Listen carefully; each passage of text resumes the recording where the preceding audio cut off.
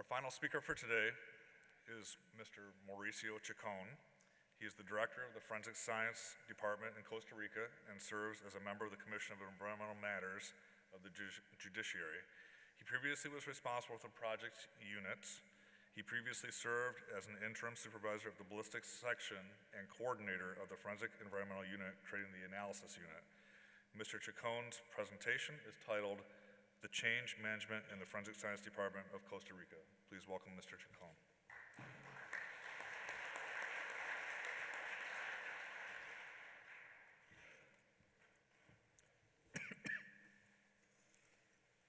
Hola. Bien, gracias, bien. Buenos días. Well, turns out I'm one of the 62 international attendees. I hope you understand my English. Otherwise, the next 50 minutes will be very difficult for me. Well, speaking of change, here I am making my presentation in English. I apologize, I need to read my slides. So, my country is Costa Rica.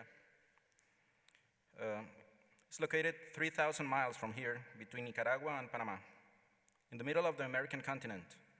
The current population of Costa Rica is approximately 5 million, and we have a territory of 20,000 square miles.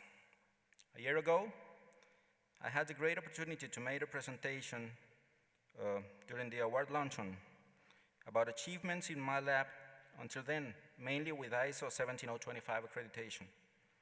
At that moment, I realized that the part of my presentation that caught the most attention was a video of Costa Rica.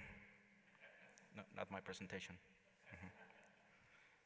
Costa Rica is well known for its nature, extreme adventure, and also for being one of the happiest countries in the world.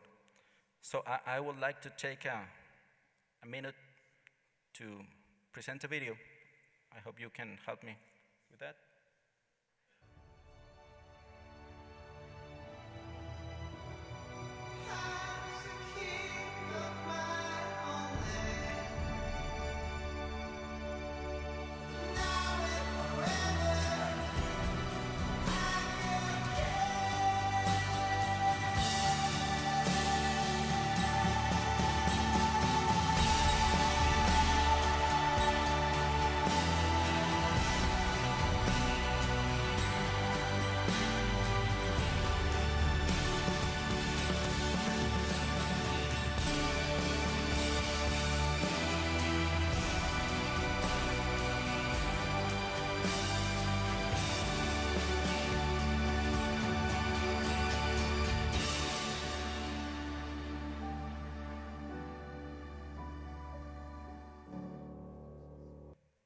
Thank you.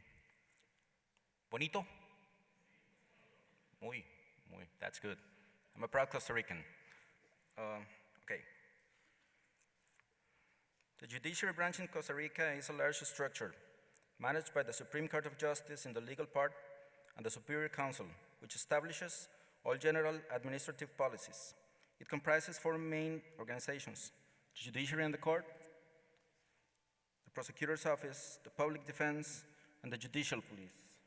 My lab belongs to the Judicial Police. I apologize in advance if you see any mistake on the slides. It's Google's translator's fault, okay?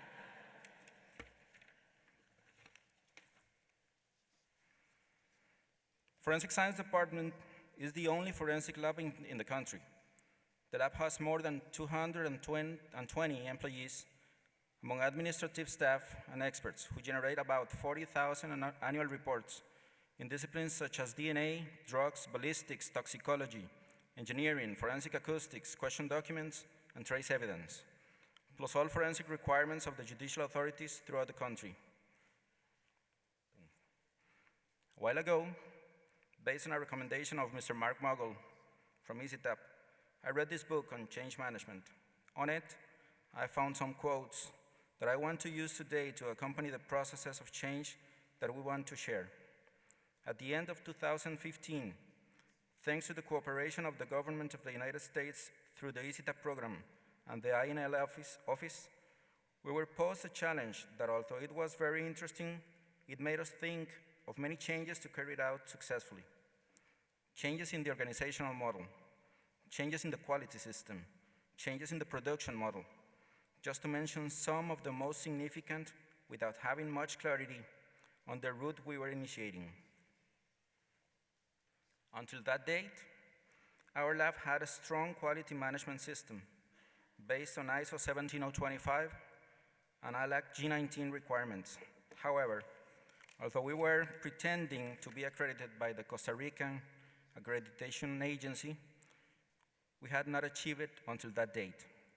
From 2016, we began a process of change of the system, developing a hybrid model based on ISO 17025 and ISO 17020, achieving at the end of the last year a system that already includes accreditations by ANAB on DNA, toxicology, drugs, and ballistics. Behind that change, there was an intense teamwork that I am sure you have experienced in each of your labs in order to reduce the resistance of self-imposed changes, which was complicated because it demands the support of the authorities of all judiciary branch to generate a change in a structure that so far worked pretty well and apparently doesn't need to be changed. However, as Jim Collins points out in one of his books, good is the enemy of great. We needed to improve communication at all levels in order to convince about the need for change and to seek at the same time institutional resources to give sustainability to the project that just started and requires maintenance. We start to manage the communication of the project. While US cooperation was very supportive, many economic resources, infrastructural changes, and human resource management were required to institutionalize the newly implemented system. In addition, it was necessary to change the mentality of the lab personnel, accustomed to a repressive system, and migrate to a more democratic and dynamic model based on trust.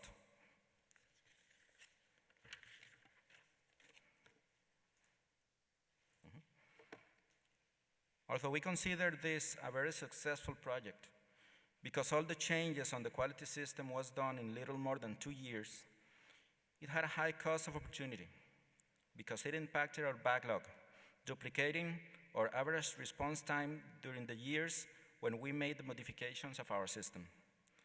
Along with a very accelerated increase in the pending cases, we had to deal with continuous reminders of the judicial authorities that raised the level of stress, and as a product of it, some internal conflicts that had to be managed in conjunction with the changes that we were taking out.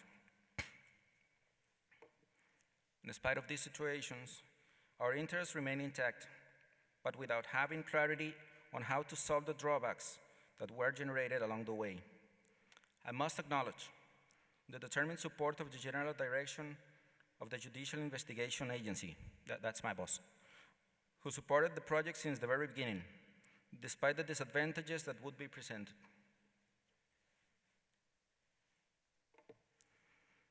At the ASCLAD Symposium 2 years ago, I had the opportunity to learn about the Lean Six Sigma forensic program taught by the University of West Virginia. I saw Mr. Tim over there. This became a valuable opportunity for us, with the changes in quality, to initiate the search for alternatives to be more efficient in our production processes. Thanks to ICITAP, the participation of 6 experts in this program was achieved, who have already initiated specific projects in critical areas of the lab, the same areas that underwent the accreditation process: DNA, drugs, toxicology, and ballistics.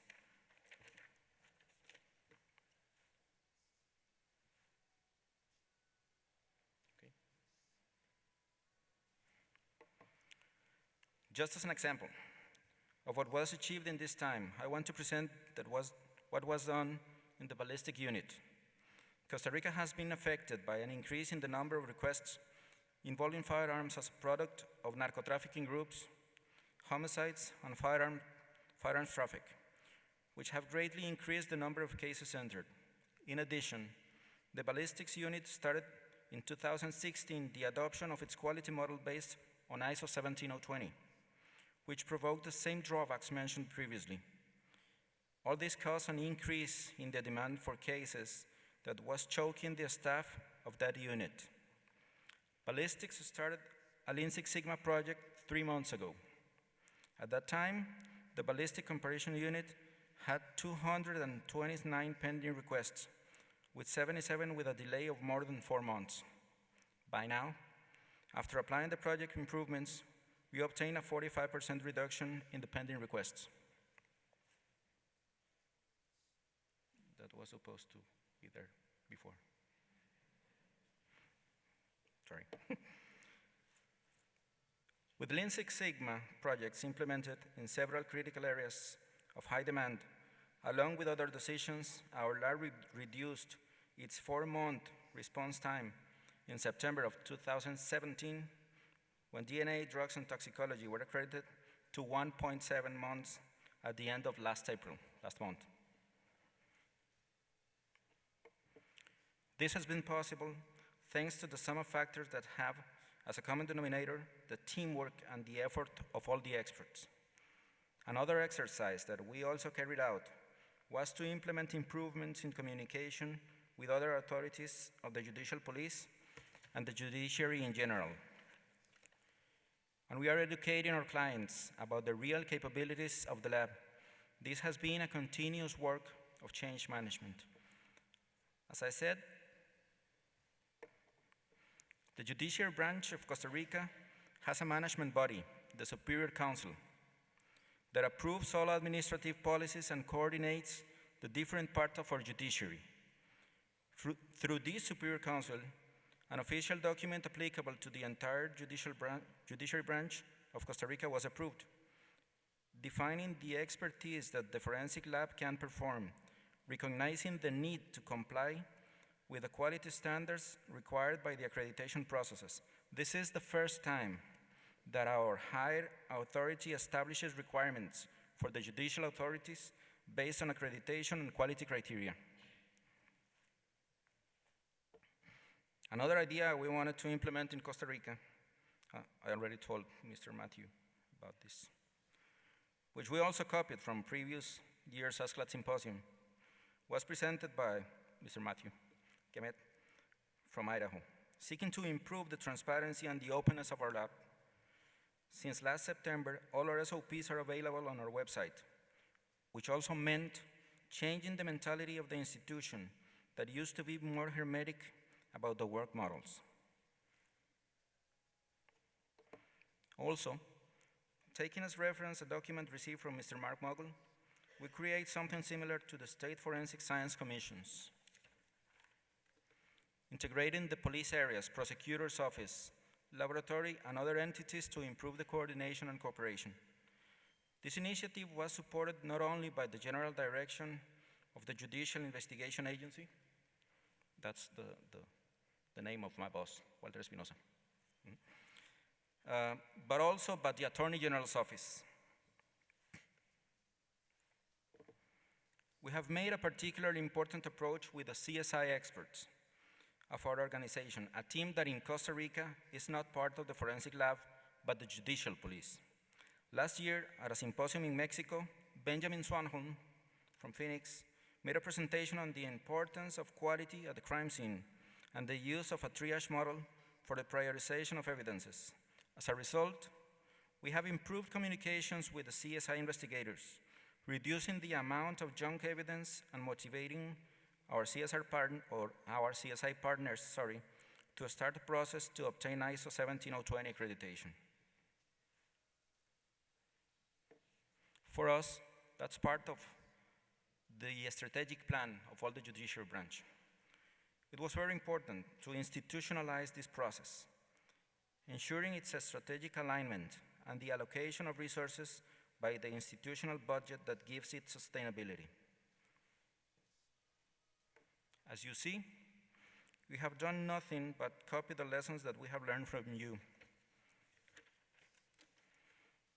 The experiences gained thanks to the cooperation of the government of the United States have been of great value for Costa Rica, strengthening the system of the administration of justice, guaranteeing the fulfillment of human rights, and collaborating with the hemispheric security. As Jack Ma, the founder of Alibaba and the richest man in China, said, "You don't have to know a lot of things. You have to find the people who are smarter than you are."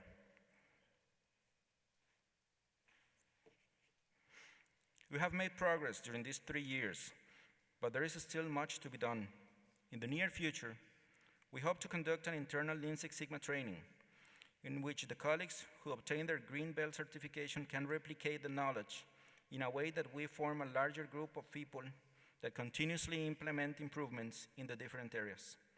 We also want to continue improving our processes with other tools like 5S that help us to be more efficient. For this, we have already reached an agreement with the Board of Engineers and Architects of Costa Rica, who will offer training in this regard. For the present year, we hope to extend the accreditation scopes in the areas of toxicology and chemistry, and for the next couple of years include the trace evidence area. Finally, as an act of environmental responsibility, it is our interest to initiate the process for ISO 14000 certification. I would like to finish by thanking ICITAP, as I mentioned before, the INL office, Costa Rica, all the people at my lab and my institution, Organismo de Investigación Judicial, and ASCLAD for the invitation. To all of them and to all of you, muchas gracias.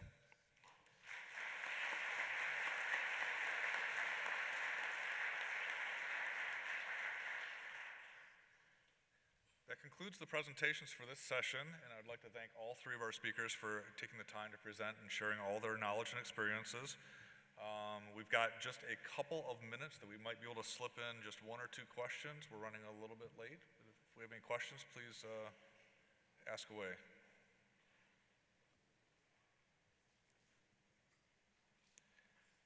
Okay. If there aren't any questions, I would encourage you to come up and speak with the speakers after the session. At this time, I would like to remind everybody to visit the Event Mobi app for filling out the survey for this particular session. Lunch is being served at noon today. I believe it's with the vendors in the midway, and thank you very much for your attendance.